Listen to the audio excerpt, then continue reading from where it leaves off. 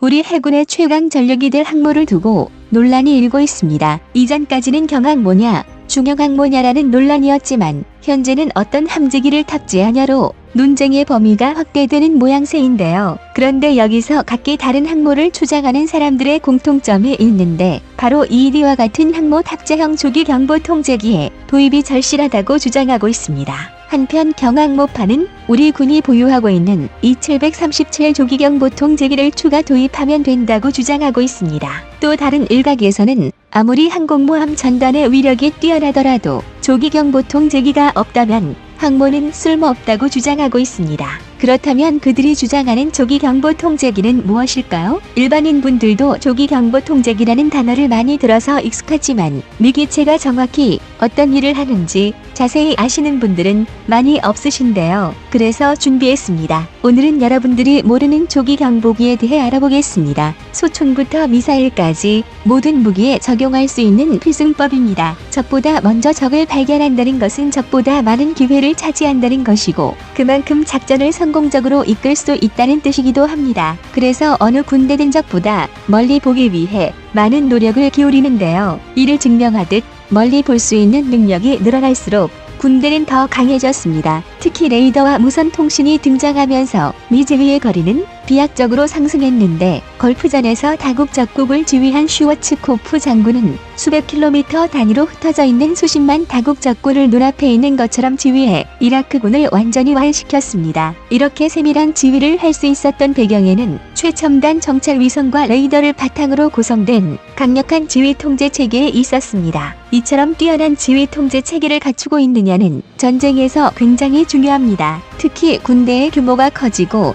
무기의 사거리가 늘어나면서 부대 간 거리가 멀어진 현대전에서는 그만큼 우수한 지휘 통제 체계는 승리를 위한 필수 요소가 되었습니다. 이를 간단히 설명하면 AWACS 매미왁스 또는 AWNC라고 합니다. 우리 군 역시 4대의 E737 AWNC를 보유하고 있습니다. 하지만 미 정도로 숫자로는 발전하는 우리 군을 감당하기에 턱없이 모자란다는 비판이 이어지고 있는데요. 특히 ED와 같은 조기 경보 통제기를 운영할 수 없는 경항모로 항모 전단을 편성하는 것에 대한 비판이 거세지고 있습니다. 그렇다면 조기 경보 통제기가 어떤 역할을 하길래 조기 경보 통제기를 알기 전에 먼저 알고 가야 할 게 있습니다. 현대전은 거의 대부분의 무기가 보이지 않는 비가 시선 밖에서 발사됩니다. 이에 따라 무기의 사거리와 속도 그리고 정확성이 고도로 발달한 정밀 유도 무기 PGMOI 전장의 주류가 되고 있는데요. 그리고 이를 요격하기 위해서는 비가 시선 밖에서 날아오는 PGM을 사전에 감지할 수 있는 탐지 장비가 필요하게 됐습니다. 바로 이 부분에서 절대적인 역할을 하는 것이 레이더입니다. 레이더가 없는 군대는 적이 공격을 피할 수도 적을 찾을 수도 없습니다. 하지만 대부분의 레이더는 지상이나 해상에 배치되어 있는데요. 그런데 전투무기 체계가 점점 고도화되고 스텔스 무기들이 등장하면서 고정형 레이더로는 정확한 탐지가 어려워졌습니다. 이 때문에 등장한 것이 하늘에서 최대의 효율을 발휘하도록 개발된 공중 레이더라고 하는 공중조기 경보기 AW입니다. AW는 공중조기 경보를 의미하는 에어본 얼리 워닝의 준말인데요. 말 그대로 적이나 적이 발사한 무기를 좀 더 빨리 찾아내 경보를 해주는 움직이는 이동형 경보 체계라고 할 수 있습니다. 대표적인 예시로는 미국의 E가 있습니다. E는 원반형의 거대한 레이더를 항공기 상부에 탑재해 항모 전단의 함정이 탐지할 수 없는 거리 밖의 적들을 찾아내거나 적이 공격을 함대에 경고해줍니다. 그리고 E의 이런 기능은 조기 경보기가 공중전만큼이나 해전에서 아주 결정적인 역할을 하게 해주는데요. 이는 레이더가 사용하는 전파의 특성과 지구의 구조 때문입니다.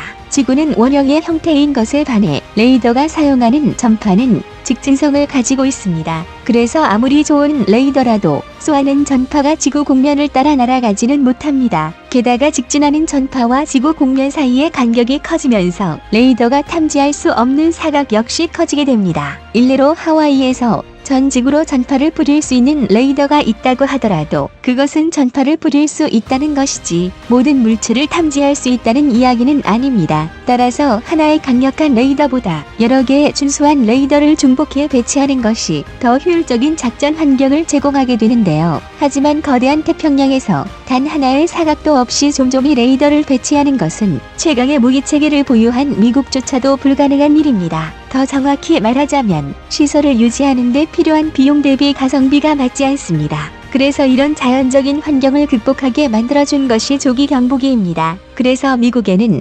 EED라는 최신의 조기 경보기가 각 항모에 배속되어 있는데요. EED는 이 조기 경보기의 개량형으로 조기 경보기를 의미하는 AW가 아니라 조기 경보 통제기를 의미하는 AWNC로 분류됩니다. 그렇다면 조기 경보기와 조기 경보 통제기의 차이는 무엇일까요? 말 그대로 통제 능력의 유무로 구분되는데 기존의 조기 경보기는 레이더로 적을 감지할 수 있지만 이를 그저 지휘부로 전송하는 굉장히 수동적인 시스템이었습니다. 때문에 조기 경보기가 습득한 정보가 지휘부로 넘어가는 과정에서 왜곡되거나 손실됐을 때 적시에 대응하지 못하는 등의 문제가 발생했습니다. 그래서 조기 경보기의 관제 시설을 탑재해 작전 능력을 극대화한 것이 공중 조기 경보 통제기입니다. 가장 유명한 것은 미국의 23 센트리로 AWACS 시스템을 탑재해 강력한 통제 능력을 바탕으로 많은 활약을 했습니다.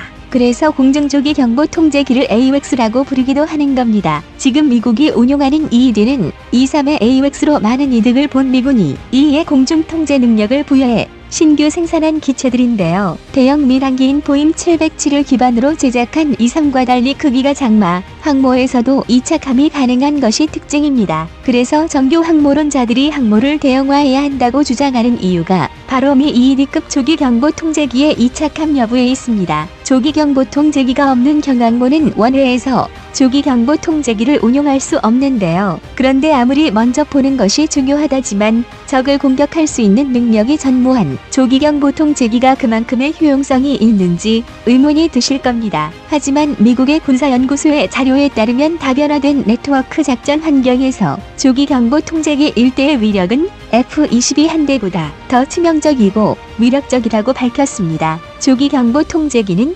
공격 능력은 없지만 합동 교전 능력 CEC의 중추로서 함대의 전투력을 배가시킬 수 있는 능력을 보유했기 때문인데요. 합동 교전 능력은 함대의 모든 시스템을 하나로 통합해 하나의 함대가 하나의 군함으로 기능할 수 있게 하는 전술입니다. 그래서 수십 대의 함재기나 수십 대의 군함이 발사하는 미사일들이 CEC화에서는 하나의 무기라고 보아도 무방할 정도로 위력적이게 변모합니다. 하지만 지평선 너머의 상대를 제압하지 않고서는 전쟁의 승패를 장담할 수 없습니다. 앞에서 언급했듯이 수평선을 2차원으로 움직이는 군함의 레이더는 아무리 성능이 좋다고 해도 지구 공률에 의해 거리가 멀어질수록 사각이 생길 수밖에 없습니다. 적이 함재기나 미사일이 미사각을 노리고 들어올 경우 요격 미사일이 있음에도 탐지에 실패해 피격당하는 참사가 일어날 수 있습니다. 그런데 이런 함대의 사각을 EED와 같은 조기 경보 통제기가 막아줍니다. 조기 경보 통제기는 항공기이기 때문에 상황에 따라 고도를 바꿔가며 3차원으로 기동할 수 있고 하늘에서 아래를 감지하기 때문에 함정의 레이더가 탐지할 수 없는 사각을 메워줍니다. 또 적이 함대나 미사일을 발견할 경우 공중통제 능력을 바탕으로 우리 함정의 대함 미사일이나 함대공 미사일을 최대 사거리까지 안정적으로 유도할 수도 있습니다. 이 때문에 같은 무장과 함정으로 구성된 두 함대가 맞붙는다면 조기경 보통제기가 있는 쪽은 무기간 최대 사거리에서 교전하며 안정적으로 유격 임무를 수행할 수 있습니다. 반면 조기경보 통제기가 없는 함대는 레이더 밖에서 쏟아져 들어오는 미사일을 막다가 전멸할 수밖에 없습니다. 그래서 조기경보 통제기를 탑재할 수 없는 최신의 경항모라 할지라도 조기경보기를 탑재할 수 있는 중국의 짝퉁 항모에 맞서 싸운다면 생존을 장담할 수 없게 됩니다. 이런 이유 때문에 한국의 현재 상황에 부담이 되더라도 대형 항모를 건조하자는 쪽으로 힘이 실리는 이유입니다. 현재 우리 공군에는 비교적 최신형이라고 할 수 있는 E737 PSI 조기 경보 통제기가 4대 있고 추가 도입 역시 미뤄질 것으로 보이는데요. E737은 분명 훌륭한 조기 경보 통제기이나 역할과 능력의 한계가 분명합니다. 또 합동 교전 능력이 갈수록 중요해지면서 미래 전장에서 조기 경보 통제기가 없는 항모 전단은 거대한 관역에 지나지 많을 것이 분명합니다. 그래서 조기 경보기를 탑재할 수 있는 중형 항모에 그 항모에 탑재할 수 있는 조기 경보 통제기가 필요해진 것입니다. 그런데 얼마 전 한국이 새로운 항공기의 기체 플랫폼 개발을 천명하면서 세계의 이목이 집중되고 있습니다. 또한 이와 별개로 한국의 주변국들이 경악한 이유가 생겼는데요. 바로 한국이 한국형 조기 경보기를 만들 수 있는 기술이 준비되어 있다는 소식이 전해지면서였습니다. 특히 여기서 주목할 점은 시청자님의 현명한 의견을 댓글로 남겨주시기 바랍니다. 여러분들의 좋은 의견이 좋은 영상을 만드는데 많은 힘이 됩니다. 이상 꺼리튜브였습니다.